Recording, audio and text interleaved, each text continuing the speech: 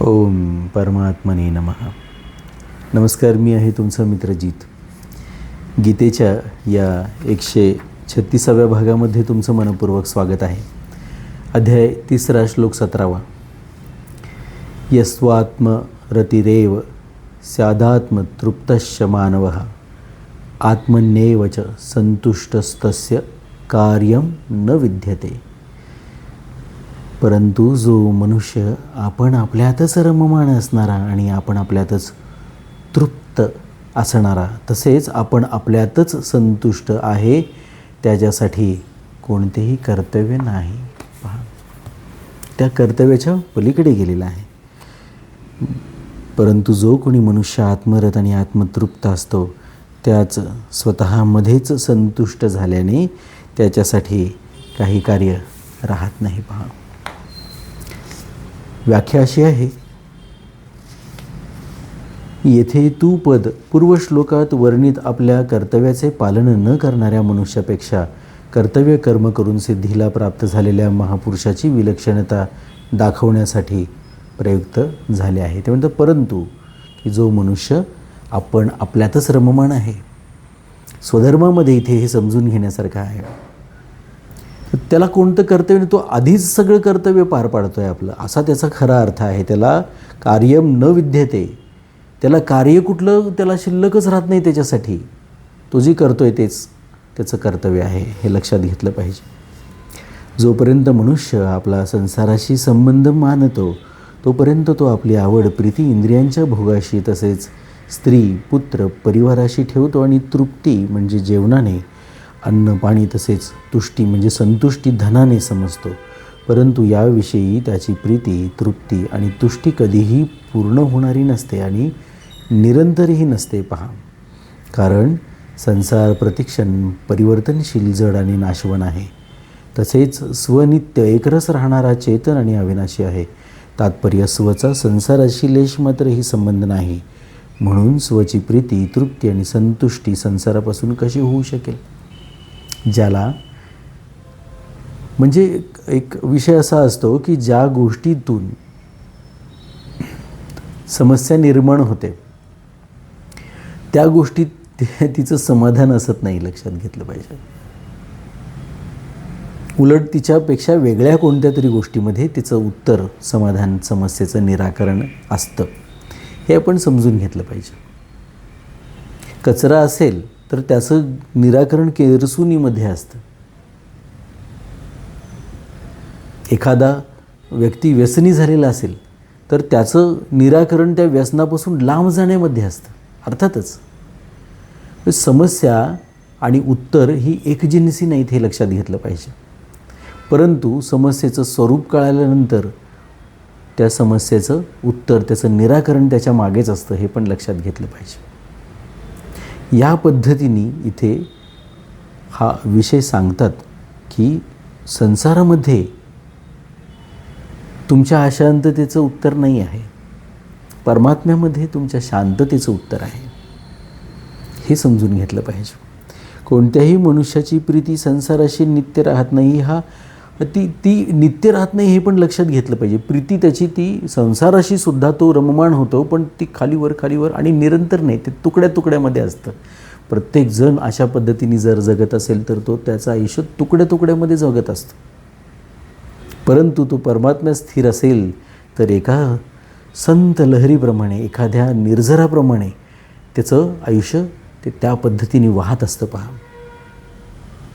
निखळ, कुठल्याही खळ म्हणजे खंड न पडता त्याच्यामध्ये, निर्मळ म्हणजे कुठलाही मळ त्याच्यामध्ये निर्माण होत नाही. झऱ्याला निर्मळ म्हणतात, त्याच्यामध्ये मळ निर्माण होत नाही. पहा, साचलेल्या पाण्यामध्ये मळ निर्माण होतो. तुम्ही तुमच्याशी स्वतःशी एक विचित्र आयडेंटिफिकेशन, प्रत्यक्षामध्ये जे काही व्यक्तिमत्व विकास म्हणून तुम्ही शिकता ते चुकीचं स्वतःला ओळखणंच आहे. आयडेंटिफिकेशन चुकीचं करणं आहे, हे लक्षात घेतलं पाहिजे.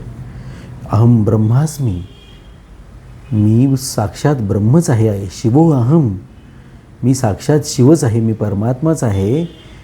ही खरी ओळख आहे, ही खरी ओळख आहे. आणि त्या खऱ्या ओळखीपासून सातत्याने आपण लांब गेल्यामुळे आपण अडचणीत येत असतो. ते नैसर्गिक जगणं नव्हे, ते अनैसर्गिक जगणं आहे. तुम्ही जे खरे आहात ते जगणं, ते ओळखणं, ते स्वरूप समजून घेणं आणि मग त्या स्वरूपाला जगणं, हे खरं जगणं आहे म्हणून सांगतात. असा जो आपल्यातच आपल्या स्वरूपामध्ये जो असा स्थिर झालेला आहे आणि तो तशा प्रकारचं जगणं जगतोय, त्याला कार्यच न विद्यते, कार्यम न विद्यते म्हणून सांगतात. पहा, विवाहाच्या वेळी स्त्री आणि पुरुषात एकमेकांविषयी जी प्रीती अथवा आकर्षण दिसून येते ते 1-2 मुले झाल्यानंतर राहत नाही. कुठे कुठे तर स्त्रिया आपल्या म्हाताऱ्या पतीसाठी असेही म्हणत असलेले आढळून येतात की हा म्हातारा मरून गेला तर फार चांगले होईल. भोजन केल्याने जी तृप्ती होते ती फार थोड्या काळापुरती असते.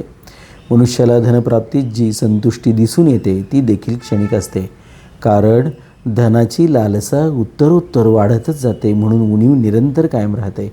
तात्पर्य, संसाराविषयी प्रीती, तृप्ती आणि तुष्टी कधीही कायमची राहू शकत नाही, ती बदलत राहते. अशा गोष्टीमध्ये की ज्याच्यामध्ये तुम्हालाच नंतर रस राहणार नाही आहे, त्या गोष्टीच्या पेक्षा लौकिक गोष्ट जी आहे, अलौकिक, त्या गोष्टीचा का तुम्ही नाद लावून घेत नाही, ज्याला परमात्मसिद्धी म्हणतात. मनुष्याला सांसारिक वस्तूमध्ये प्रीती, तृप्ती आणि तुष्टीचा केवळ भास होतो, वास्तविक नव्हे. जर खरी झाली असती, तुम्ही तुमच्या नित्यचिंतनाचा विचार केला तर तुमच्या लक्षातील डोक्यामध्ये अनेक गोष्टी येत असतात. प्रत्येक नवीन घडलेल्या गोष्टी आठव जरी झाला त्या एखाद्या विषयाचा, एखाद्या व्यक्तीचा, वस्तूचा, परिस्थितीचा, तरी त्याच्याविषयीच्या भावना मनामध्ये जाग्या होतात आणि मग आपल्याला लक्षात येत नाही की आपण प्रत्यक्षात त्या परिस्थितीत नाहीच आहे, प्रत्यक्षात त्या व्यक्तीसोबत नाहीच आहे. प्रत्यक्षात जरी त्या व्यक्तीसोबत असलो तरी इथे हे शास्त्र सांगतं की तुम्ही तुमच्यामध्ये स्थिर राहा, आत्मवान व्हा, आत्मतृप्त व्हा.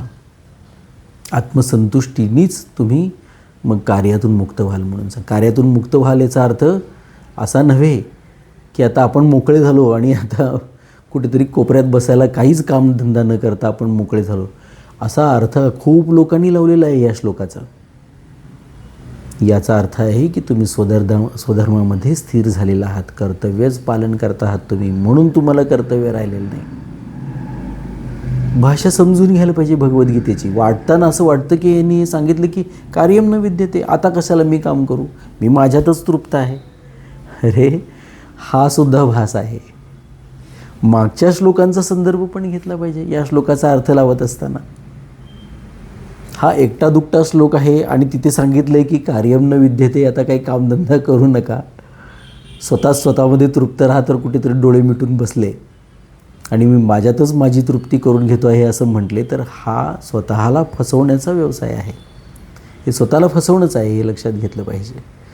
इथे स्वधर्माचाच विषय चाललेला आहे, दुसऱ्यासाठी काम करण्याचा विषय चाललेला आहे आणि स्वतःसाठी नाही, तर आपली संपूर्ण जी दैवी शक्ती आहे आपल्याला मिळालेली, देवतांचे आशीर्वाद आहेत आपल्याला मिळालेले, बुद्धीमधली आपल्या जी केंद्र आहेत सगळी, त्यांचा विकास जो झालेला आहे पहा, त्या सगळ्या केंद्रांचा, ती सर्व शक्ती आपण दुसऱ्यासाठी, त्यामध्ये ह्या शरीरासह सगळं म्हणजे दुसरं आहे, त्यासाठी लावणं ही नैसर्गिक जगण्याची क्रिया आहे म्हणून सांगतात. ह्याच्यापेक्षा दुसरा नैसर्गिक कुठलाही सृष्टीचक्र चालण्यासाठीचा विचार होऊ शकत नाही म्हणून सांगतात. आणि त्याच अनुषंगाने इथे कार्यम न विद्यते असं म्हटलेलं आहे, गैरसमज नसावा. स्वरूपाविषयी प्रीती, तृप्ती, संतुष्टी स्वाभाविक आहे, ती स्वाभाविक आहे स्वरूपाबद्दल. स्वरूप सत आहे, सत म्हणजे ते परिवर्तनशील नाही, लक्षात घ्या, अपरिवर्तनशील आहे, त्याच्यात शाश्वत आहे, ते बदल होत नाहीत त्याच्यामध्ये. सतमध्ये कधी अभाव होत नाही, ना अभाव विद्यते सतः. आपण दुसऱ्या अध्यायात 16वा श्लोक आपण पाहिलेला आहे. आणि अभावा वाचून कोणती कामना उत्पन्न होत नाही, म्हणून स्वरूपात निष्कामता स्वतः सिद्ध आहे. परंतु जेव्हा जीवात्मा चुकीने संसाराशी आपला संबंध मानतो तेव्हा तो प्रीती, तृप्ती आणि संतुष्टीला संसारात शोधू लागतो आणि त्याच्यासाठी सांसारिक वस्तूंची कामना करू लागतो. कामना केल्यानंतर जेव्हा त्या वस्तू म्हणजे धन, संपत्ती मिळतात, तेव्हा मनात स्थित असलेली कामना पूर्ण झाल्यामुळे आणि दुसरी कामना उत्पन्न होण्यापूर्वी त्याची अवस्था निष्काम होते आणि त्याच निष्कामतेचे त्याला सुख होते. परंतु त्या सुखाला मनुष्याने चुकीने सांसारिक वस्तूंच्या प्राप्तीपासून उत्पन्न झाल्याचे सुख असे समजू नये आणि त्या सुखालाच प्रीती, तृप्ती आणि संतुष्टीच्या नावाने तो ओळखतो हेही त्यांनी करू नये.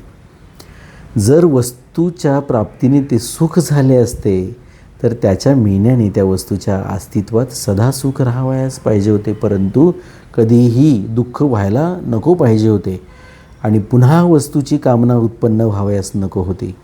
परंतु सांसारिक वस्तूपासून कधीही पूर्ण म्हणजे नेहमीसाठी प्रीती, तृप्ती आणि संतुष्टी प्राप्त होऊ न शकल्याने, तसेच संसाराशी ममतेचा संबंध कायम राहिल्यामुळे तो पुन्हा नवीन नवीन कामना करू लागतो. कामना उत्पन्न झाल्याने आपल्यात अभावाचा तसेच काम्य वस्तूच्या मिळण्याने आपल्यात अपराधीनेचा अनुभव होतो. म्हणून कामना करणारा मनुष्य नेहमी दुःखी राहतो. सातत्याने कामना करणारा मनुष्य, पण स्वधर्माचं पालन करणारा मनुष्य, त्याला कामनेची आवश्यकताच नाही. जे सृष्टीच्या चक्रामध्ये ज्या गोष्टी आहेत तेवढ्याच तो करतो, आवश्यक आहेत त्या. बाकी डोळे मिटून शंभू महादेवाच्या त्या वाटेवरती तो चालत राहतो, ध्यान करत राहतो. सकामी मनुष्यांना या ठिकाणी एक गोष्ट ध्यानात ठेवावयाची आहे की साधक तर त्या सुखाचे मूळ कारण निष्कामता मानतात आणि दुःखाचे कारण कामना मानतात, परंतु संसारात आसक्त मनुष्य वस्तूच्या प्राप्तीत सुख मानतो आणि वस्तूच्या अप्राप्तीत दुःख मानतो. मिळालं तर सुख, नाही मिळालं तर दुःख. आणि हे व्यक्ती वस्तू परिस्थिती संदर्भात लक्षात घेतलं पाहिजे. फक्त व्यक्ती मिळाली, एखादी प्रियसी आहे किंवा प्रियकर आहे, तो मिळाला किंवा तो गमवला, मिळालं तर सुख, नाही मिळालं तर दुःख. वस्तू आणि परिस्थितीबद्दल पण श्रीमंती आहे, सगळीकडे छान आहे वातावरण, वाहन साधन सामुग्री सगळी परिस्थिती आहे, ही परिस्थिती आहे, अर्थात वस्तूंमुळे निर्माण झालेलीच. परंतु साधन संपत्ती नाही आहे, सुविधा नाही आहेत, दुःख होतं. असतील सगळ्या साधन सुविधा, परिस्थिती चांगली असेल, अनुकूल असेल, म्हणजे सगळी साधन संपत्ती आहे तुमच्याकडे आणि तुमच्यावरती दरवाढाच पडला, दुःख आहे. कोणतीही परिस्थिती लक्षात घेतलं पाहिजे. परिस्थिती येते, तुम्ही चांगल्या गाडीतून, तुमच्या सुरक्षित गाडीतून चालल्यात, अपघात होतो आणि ती गाडी तेवढी सुरक्षित नाही असं सिद्ध होतं, कारण तो इम्पॅक्टच तेवढा जबरदस्त असतो. परिस्थिती बदलली, साधनसामुग्री वस्तू आहेत सगळ्या तुमच्याकडे छान छान सगळ्या, परिस्थिती बदलली. ती परिस्थिती चांगली असेल तर ती राहावी जवळ असं वाटत राहतं, नसेल तर लवकर दूर जावं असं वाटत राहतं. तसंच वस्तू आणि व्यक्तीबद्दल वाटत राहतं की ही कशाला कोणही सांभाळत बसणार ह्या वस्तू सगळ्या. एखादं घर नको असतं, त्याच्यामध्ये इतक्या लिटिगेशन्स हे ते भानगडी होतात सगळ्या, नको वाटतं आपल्याला. कुरकुरणारं वाहन नको वाटतं. एखादी व्यक्ती जवळ असेल, हवीशी वाटणारी, हरकत नाही, पण एखादी व्यक्ती तिचा डोक्यामध्ये विचार जरी आला तरी तुम्ही त्या विचारापासून लांब जायचा प्रयत्न करत राहता. एखादी आवडते, ती यावेशी वाटते आयुष्यामध्ये, त्या व्यक्ती, वस्तू आणि परिस्थितीच्या राग आणि द्वेष म्हणजे अनुराग आणि द्वेषाच्या अनुषंगाने हव्याविषयी वाटणं आणि नको नकोसे वाटण्यावरून या सगळ्या गोष्टी सुख आणि दुःख निर्माण होतात. आपण बघितलं की या सगळ्या गोष्टी येणाऱ्या जाणाऱ्या आहेत. आनंद मात्र सतत राहणारा आहे, सुख येणारं आणि जाणारं आहे, दुःख येणारं आणि जाणारं आहे. सुखाचीही परिणिती अंतिमता दुःखामध्येच होते. अशा परिस्थितीमध्ये आनंदी राहणं आपल्या हातात आहे आणि ते आपण आपल्यातच सुखी आणि आपण आपल्यातच तृप्त झाल्याने पहा. त्यांनी काय म्हटले, आपल्या आत्मरत हा, आत्म्यामध्ये रत होणारा, आत्म्यामध्ये तृप्त होणारा, आत्म म्हणजे स्वतःमध्ये स्वधर्ममध्ये तृप्त होणारा, त्या संतुष्टीमुळे कार्यम न विद्यते. त्याला तशा पद्धतीने तो स्वतःचं काम करत संतुष्ट झालेला असल्यामुळे त्याला कार्य राहत नाही. मग इकडच्या दुसऱ्याच्या घराची धुणी धुतली, कुणाच्या तरी मोर्चात सामील झाला, कुणाच्या तरी दुसऱ्याचंच काहीतरी वेगळं काम करा. अरे तू तुझं स्वधर्माचं पालन करतोयस ना, मग तू चिरमुरे विकतोयस, अडचण नाही आहे. मडकी तयार करतोयस, अडचण नाही आहे. लोकांच्या समस्या सोडवण्याचं काम करतोयस, अडचण नाही आहे. ते काम स्वधर्म म्हणून तू करतोय तर त्याला दुसरं कुठलं व्यवधान राहत नाही, गरजच नाही त्याला. मग एखाद्याने विचारलं त्याला की तू हे काच केलं नाही, तर तो मी माझ्या कामात मग्न होतो, मी आत्मरत आहे, आत्मतृप्त आहे. एखादं लेखक आहे, एखादं कवी आहे, खूप अशी उदाहरणं देता येतील की ज्यांनी आपल्या त्या व्यासंगाने आपल्याला त्या सगळ्या कामामध्ये रमवून, एखादा वैज्ञानिक आहे, कितीतरी उदाहरणं आहेत असे की त्यांनी त्यांच्या संशोधनामध्ये स्वतःला रममाण करून घेतलं आहे. त्यांना कार्यम न विद्यते. तुकाराम म्हणतात, आता उरलो उपकारापुरता. कार्यासाठी नाही, उपकार्यासाठी मी आता शिल्लक राहिलो म्हणतात. मला काही शिल्लक राहिलं नाही. विठू माऊली प्राप्त झाली मला, माझा विठ्ठल प्राप्त झाला, त्यानंतर माझं स्वधर्म मला प्राप्त झाला, त्यानंतर मला मग दुसरं कर्तव्य राहत नाही, असा विषय आहे. सकामी मनुष्यांना कर्मयोगाचे अधिकारी म्हटले गेले आहे. कर्मयोगस्तु कामिना, श्रीमद भागवतामध्ये म्हटलेलं आहे. काय म्हटलं आहे? कर्मयोगस्तु कामिनाम. म्हणजे सकामी मग जर असेल तर कर्मयोगीचा अधिकारी म्हटले गेले त्यांना, कारण तो कामना सोडायला तयार असतो तर कर्मयोग त्याला प्राप्त होतो, योग प्राप्त होतो त्याला. सकामी मनुष्यांची प्रीती, तृप्ती आणि तुष्टी संसाराविषयी असते. म्हणून कर्मयोगाने सिद्ध झालेल्या निष्कामी महापुरुषांची स्थिती वर्णन करताना भगवान म्हणतात की त्यांची प्रीती, तृप्ती आणि तुष्टी सकामी मनुष्यासारखी संसाराविषयी न राहता आपोआप स्वरूपाविषयी होते. अध्याय 2 श्लोक 55. जी वास्तविक पूर्वीपासूनच होती ती स्वाभाविक आहे आणि सहज आहे प्राप्त, लक्षात घ्यायला पाहिजे. लोकांना हे समजत नाही. प्रत्येक गोष्ट मिळवायला लागते असं वाटतं. हो का? मग तुम्ही तुमचा जन्म घेण्यासाठी काय काय केलं बरं सांगा, की आपोआप जन्माला आलात, आपोआप वाढलात. करिअर वगैरे ह्या गोष्टी आहेत, पण इथे भगवंत सांगतात ते सोडून द्या सगळं. स्वरूप ओळखा आणि स्वधर्माच्या मागे लागा. तुम्ही कोण आहात हे ओळखा, तुम्हाला काय करायचं ते, पण त्याच्या मागे लागा, अंघोळ करून लागा मागे त्या स्वधर्माच्या. लक्षात घेतलं पाहिजे हे आपल्याला. खूप संभ्रम अवस्थेत आपण असतो. इथे सगळ्या गोष्टींची उत्तरं मिळतात पहा. आणि उत्तरापर्यंत नाही उत्तर मिळालं तुम्हाला तर त्या उत्तरापर्यंत पोहोचण्याचा मार्ग तर निश्चितच तुम्ही स्वतःहून शोधा ना. मग निश्चितपणाने ही भगवद्गीता दाखवते. अपरंपार प्रेम भगवंताचं सगळ्या त्याच्या ह्या जीवांवर असल्यामुळे त्यांनी ही गीता सांगितलेली आहे. वास्तविक पाहता प्रीती, तृप्ती आणि तुष्टी तिन्ही वेगळे नसतानाही संसाराच्या संबंधांमुळे वेगवेगळे प्रतीत होतात. याच कारणाने संसाराशी संबंध विच्छेद झाल्याने त्या महापुरुषांची प्रीती, तृप्ती आणि तुष्टी तिन्ही एकाच तत्वाविषयी किंवा स्वरूपाविषयी होते. भगवंतांनी या श्लोकात 2 वेळा तसेच पुढे 18व्या श्लोकात 1 वेळा एव आणि च पदांचा वापर केला आहे. यावरून असा भाव प्रगट होतो की कर्मयोगाच्या प्रीती, तृप्ती आणि तुष्टीमध्ये कोणत्याही प्रकारची उणीव येत नाही आणि तत्वाखेरीज दुसऱ्याची आवश्यकताच राहत नाही. अध्याय 6 श्लोक 22. तस्य कार्यम न विद्यते. खूप अतिशय गोड असा हा भाव आहे पहा. तुम्ही विचार करून पहा की तुम्ही तुमच्या आयुष्यामध्ये एक क्षणही तुमचं कर्तव्य पार पाडण्यापासून तुम्ही बाजूला नाही आहात. दररोज सकाळी उठल्यापासून तुम्ही खूप शांतपणाने तुमच्याच कामातलं जे तुम्ही स्वधर्म म्हणून पत्करलेलं आहे त्यातले विविध कंगोरे जगताय तुम्ही. आणि त्यानंतर संध्याकाळ झाल्यानंतर तुमच्या चेहऱ्यावरती जी तृप्ती विलसत असते, अलौकिक अशी, की मी माझं कर्तव्य पार पाडलेलं आहे, मला काही कार्यम न विद्यते, ही अवस्था ही साधकाची अवस्था आहे. लक्षात घ्या की जो आपल्या त्या सगळ्या कर्तव्यांना सुव्यवस्थितरित्या पार पाडतो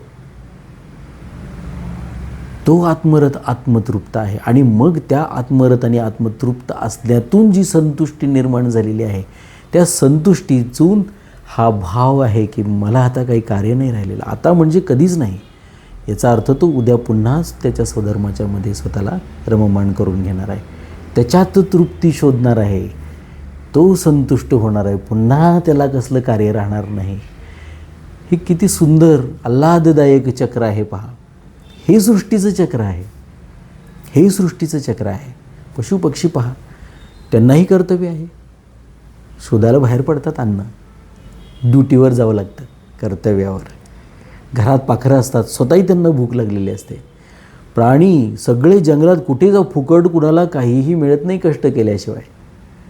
ते स्वधर्माचं पालन करत असतात, आपल्या पिल्लांना वाचवत असतात, त्यांना राखून ठेवत असतात नैसर्गिक संकटांपासून, दुसऱ्या प्राण्यांपासून कर्तव्य करतच असतात प्राणीसुद्धा. हे लक्षात घेतलं पाहिजे. आपलं जगणं काय वेगळं आहे, व्हॉल्यूम लहान मोठा असेल, परंतु तेच आपण करत असतो आणि अजाणता करत असतो, हे लक्षात घेतलं पाहिजे. या ठिकाणी कॉन्शियसली जगण्याचा विषय इथे भगवंत सांगतात.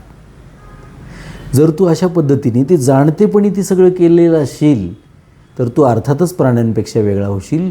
कनिष्ठ प्रतीचे जे मनुष्य आहेत त्यांच्यापासून वेगळा होशील. कनिष्ठचा अर्थ ते प्राण्यांसारखे जगणारे आहेत ते, त्यांच्यापासून वेगळा होशील आणि मग तुला कर्तव्य राहणार नाही कुठलं.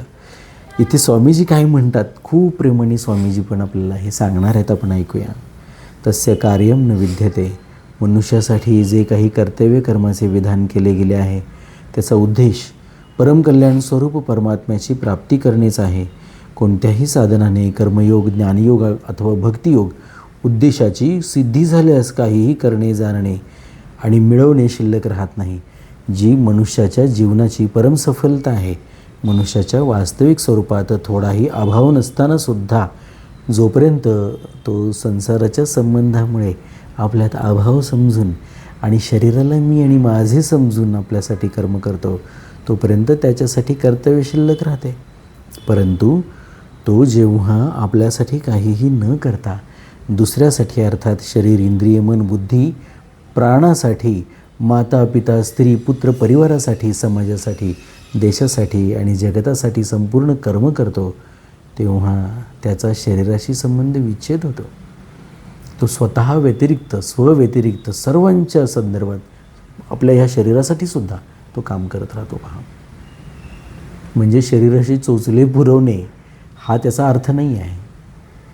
शरीराला त्याचं उदरभरण आहे, त्याच्या ज्ञानार्जन आहे, अनेक अशा गोष्टी आहेत की ज्या शरीराशी संबंधित आहेत. ते दुसऱ्याचं म्हणून ते ज्ञानार्जन केलं पाहिजे. ते शरीर दुसऱ्याचं आहे म्हणून त्याचं पालनपोषण केलं पाहिजे.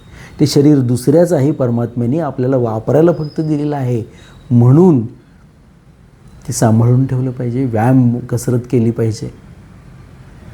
त्या शरीराकडे तटस्थपणे परक्यासारखं पाहता आलं पाहिजे. जसं मंदिरामध्ये आपण पादत्राणे घालून जात नाही, मंदिरामध्ये आपण मादक पदार्थ, दारू, सिगरेट वगैरे सारखे पदार्थ घेऊन जात नाही, ते वर्ज्य आहेत, लक्षात घ्या. ते शरीरामध्ये मी राहतो, परमात्मा राहतो. मी राहतो म्हणजे परमात्मा राहतो, आत्मा राहतो म्हणजे परमात्मा राहतो. तर त्याच्यापर्यंत मी काय पोचवायचं म्हणून अनेक गोष्टी आलेल्या आहेत, लक्षात पहा. त्याच्यामध्ये वेगळ्या वेगळ्या प्रकारच्या, कशा प्रकारचा नैवेद्य असावा, दारू का पिऊ नये, बाकीच्या कोणत्या गोष्टी का करू नये, की त्या परमात्म्याला तुम्ही त्या पद्धतीने मंदिरात या सगळ्या गोष्टी तुम्ही घेऊन जाऊ शकत नाही. शरीर हे मंदिर आहे, त्याच्याशी तसंच वागलं पाहिजे. या अर्थाने तुम्ही त्या मंदिराकडे त्रयस्थ म्हणून पाहिलं पाहिजे, हे लक्षात घेतलं पाहिजे. मनुष्याच्या पहा वास्तविक स्वरूपात थोडाही अभाव नसताना सुद्धा ह्या अशा प्रकारे सांसारिक वस्तूद्वाराच ते जो काही संबंध आहे तो होत असतो. म्हणून ज्यांचा संसाराशी संबंध आहे त्यांच्यासाठीच कर्तव्य आहे. ज्याचा संसाराशी संबंध नाही अशा पद्धतीने स्वचा मुळात संसारातूनच हे शरीर घेतलेलं आहे. त्यामुळं हे समजणं खूप कठीण आहे की संसाराशी संबंध नाही, मग असं कसं म्हणता. दुसऱ्या बाजूला असं म्हटलं जातं की शरीरच सगळ्या धर्मपालनाचं, शरीर माध्यमम खलु धर्मपालनम. मग शरीराशिवाय धर्माचं पालन कसं करणार.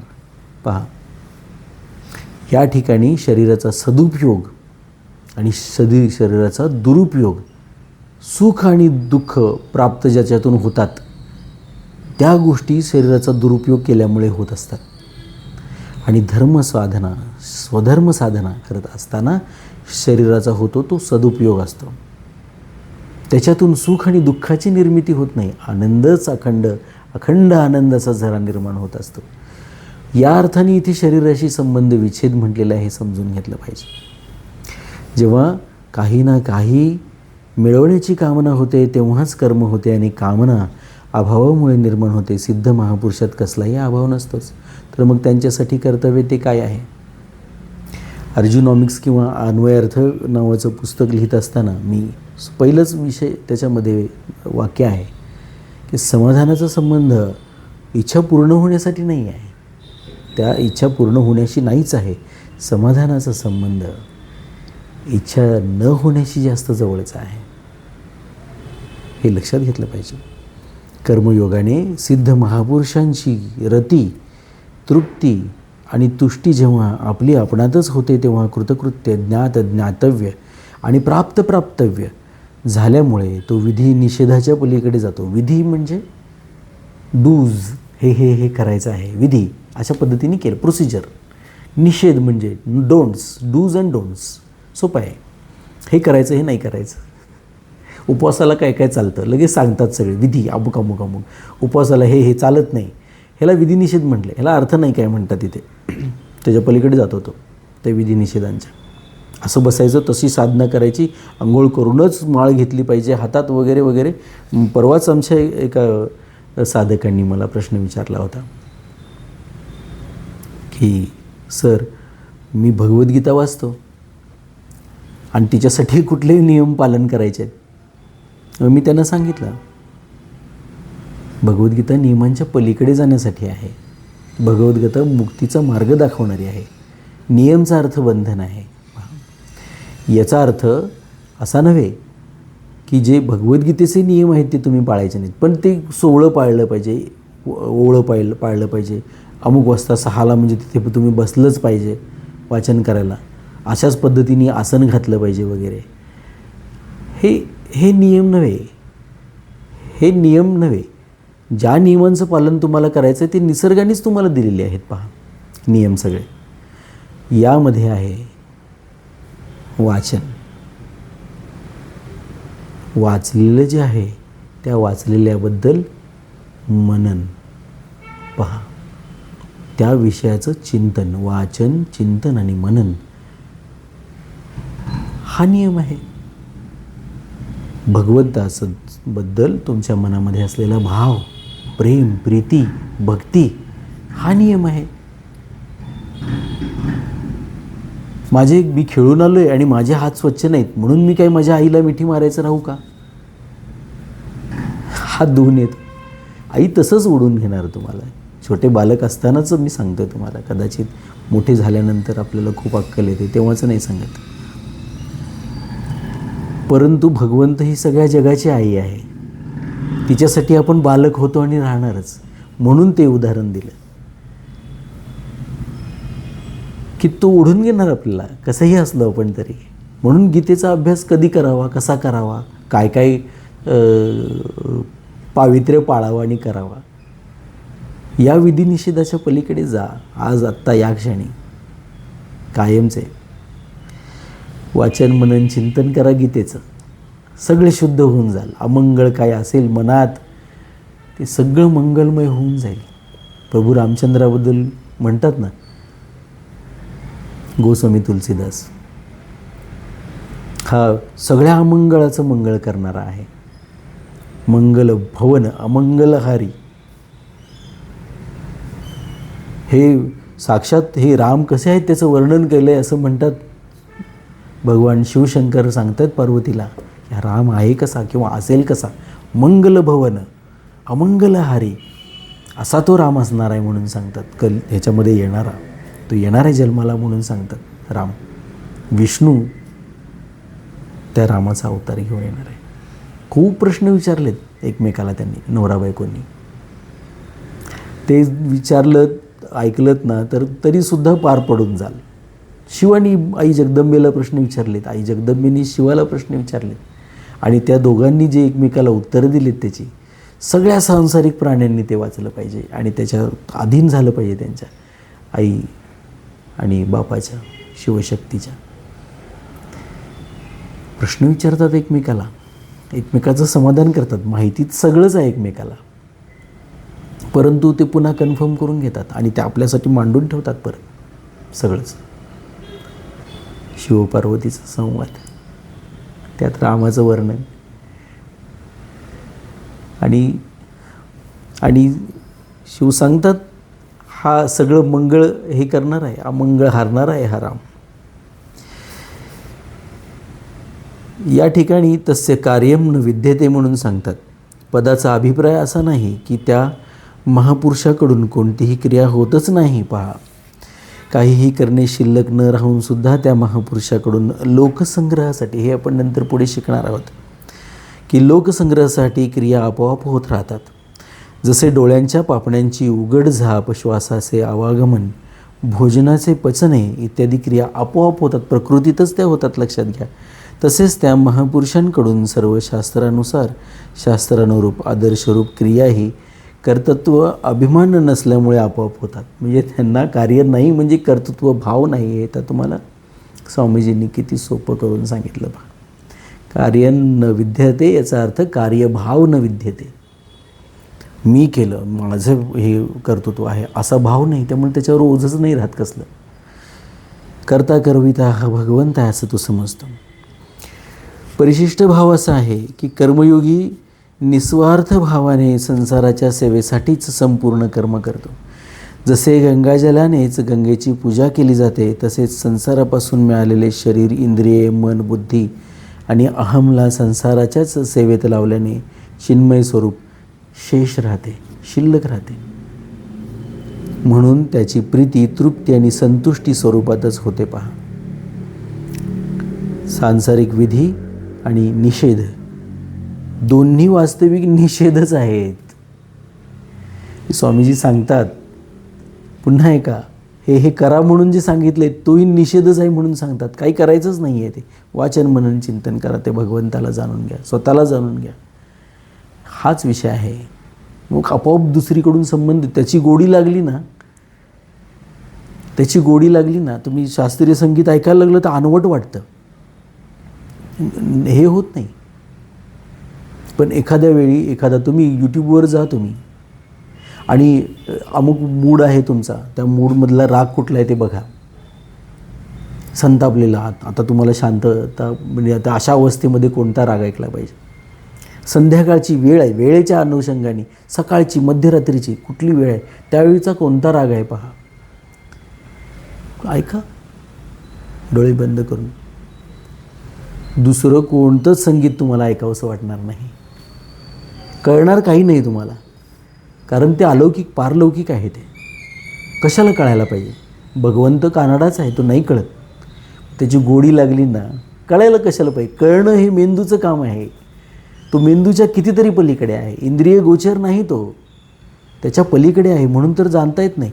म्हणून तर शास्त्रीय संगीत तुम्हाला ऐकायला लागलं तर तुम्हाला ते कळणार नाही, पण तुम्हाला आवडेल, भावेल. ते भावच तर महत्त्वाचा आहे. भगवंताचा तिथे त्या संगीतामध्ये सापड होतो, लक्षात घ्या. तो सापडतो भगवंत त्या ठिकाणी, कलेमध्ये सापडतो.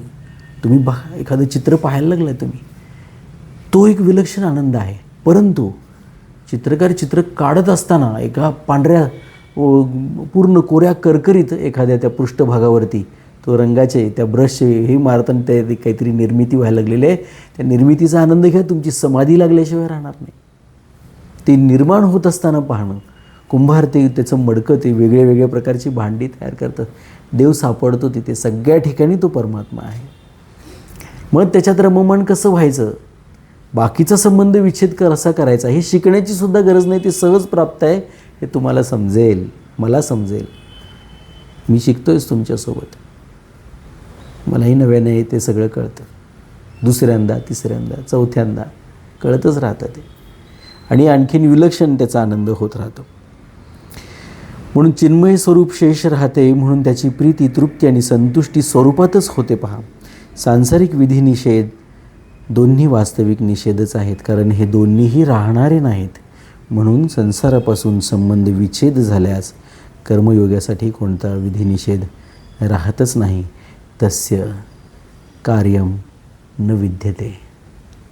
आणखीन या श्लोकाचा पुढचा जो भाग आहे तो पुढच्या श्लोकात आपण पाहणार आहोत. जाऊया पुढच्या भागाकडे.